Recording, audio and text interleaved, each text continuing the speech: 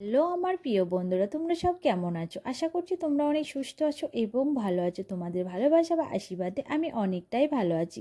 তাই আমার সকল প্রিয় বন্ধুদের কাছে আমার একটাই অনুরোধ, আমার এই ভিডিওটা প্রথম থেকে শেষ অবধি দেখার জন্য। আশা করছি তোমাদের ভিডিওটা খুবই ভালো লাগবে। তাই সকাল সকাল স্নান সেরে ভগবানকে জল দিয়ে তারপরে চলে এসেছিলাম ছাদে টিফিন নিয়ে। আমি দেখো মানে মানে সবাই তো চপ দিয়ে মুড়ি খেতে পছন্দ করো, আমি নিয়ে চলে এসেছিলাম মাছ ভাজা দিয়ে মুড়ি। তোমরা কে কে মাছ ভাজা দিয়ে মুড়ি খেতে পছন্দ করো অবশ্যই একটা কমেন্ট করে যেও। খাওয়া দাওয়ার পরে তারপরে আমি চলে গেছিলাম রান্নার কাজে। তো আমাদের গ্রাম থেকে সবজি নিয়ে চলে এসেছিলো, সেটাই আমি তোমাদের সঙ্গে একটু শেয়ার করে দিচ্ছিলাম।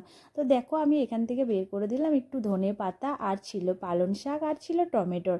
তারপরে দেখো ব্যাগটা মানে এতটা ভারী ছিল, আমি তো মানে তুলতেই পারছিলাম না। অনেক বাজার করে আনা হয়েছিল, এগুলো ছিল আমাদের সব গ্রামের সবজি। তো দেখতে পাচ্ছ একদম কচি কচি বেগুন। তা তোমাদের বেগুনের কী কী খেতে পছন্দ করো একটা কমেন্ট করে যেও গো। আমার কিন্তু বেগুন ভাজা আর বেগুনের ভর্তা খেতে দারুণ লাগে। তোমরা কী কী বেগুনের রেসিপি খেতে পছন্দ করো অবশ্যই কমেন্ট করে যেও। তো দেখতেই পাচ্ছ এখানে কত সুন্দর সুন্দর বেগুনগুলো, আর ছিল একটা কচি লাউ।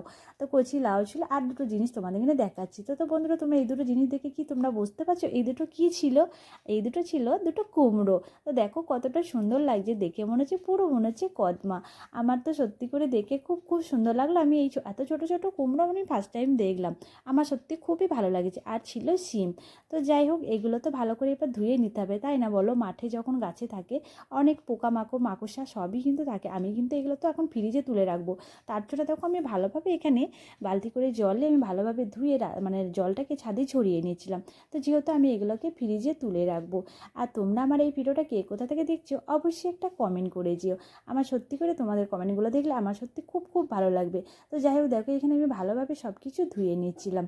ধুয়ে তারপরে আমি জল ঝরিয়ে তারপরে এগুলোকে আমি ফ্রিজে উঠিয়ে নেবো। তারপরে গ্রামের পুকুর থেকে আনা হয়েছিল মরলা মাছ।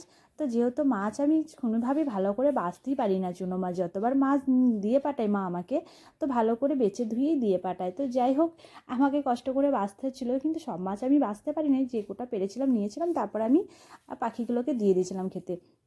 ছাদে প্রচুর রোদ দিয়েছিল, তাই মাথায় গামছাটা নিয়েছিলাম। তারপরে দেখো সন্ধ্যের সময় একটু চা বানিয়ে নিলাম, যেহেতু আমি চা খুব একটা পছন্দ করি না। তোমাদের কিন্তু অনেক ভিডিওতেই বলেছি, তোমরা হয়তো বলবে যে হ্যাঁ চা খেতে পছন্দ করো না, তাহলে চাটা কেন খাও? পছন্দ করি না, মাঝে মাঝে খাই। তো যাই হোক দেখো, এখন আমি চা আর বিস্কুট আর সঙ্গে নিয়ে বসেছিলাম মুড়ি আর চপ। তোমাদের কিন্তু তো 10টার সময় দেখিয়েছিলাম যে আমি সকালে টিফিন চপ দিয়ে করছিলাম, কিন্তু সেইখান থেকে দুটো বেঁচে গেছিলো। এখন আমি চপ মুড়িটাও খেয়ে নিয়েছিলাম। তো বন্ধুদের সবাইকে টাটা।